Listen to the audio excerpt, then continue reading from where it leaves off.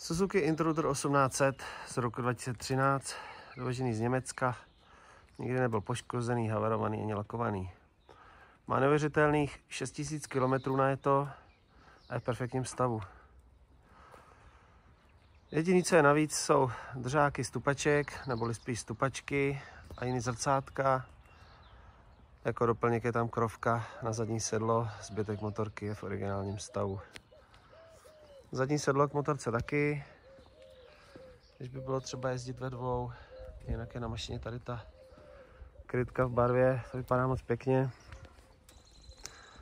Na motorce je všechno originál, myslím technicky, protože má na to jenom 6000 km, takže na zvážení, jestli ty gumy měnit, když jsou tam takovou dobu. Jsou se ale pěkný, mají 60-70% určitě, kotouče, destičky jako nový.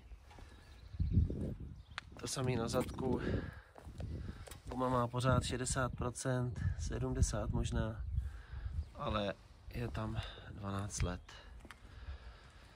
Motorka má dva mínusy, dvě neduhy.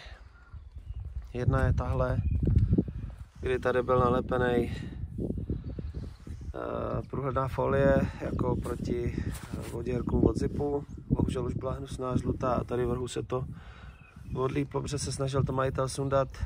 No a my jsme se snažili to dosundat a bohužel tady to šlo i se samolepkou. Schválně to tam necháváme, neretušuju to. Myslím si, že když se koupí bílá folie a přelepí se to, tak se to zachrání. Nechtěl jsem to nějak schovávat. To je jeden mínus. Druhý mínus, jak motorka stála, tak má na některých částích takový menší oxidační chyby. Tady na těch chromových nebo chromových hliníkových lakovaných dílech. Jinak zbytek motorky je pěkný. Tady možná pod těma klíčkama jsou takový ďubičky tady na tom krytu. Jinak je motorka pěkná. Asi zbytek jí není co vytknout.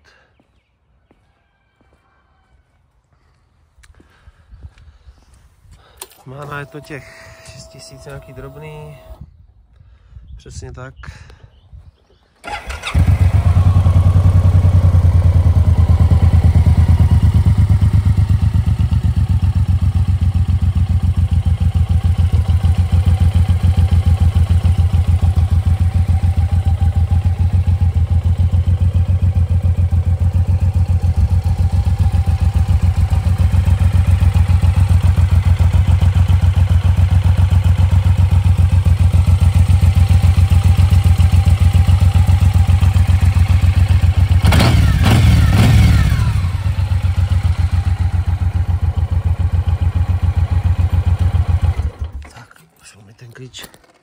V motorce jsou dva klíčky, tam servisní knížka, tam má bohužel jen 2 záznamy. Loni prý majitel měnil volej, takže to by se asi nemuselo dělat. Je tam výpis technický, ale myslím si, že nějaký z roku 2019, ne poslední. Ale na zvážení, jestli měnit ty gumy nebo na tom jezdit, jinak je motorka top.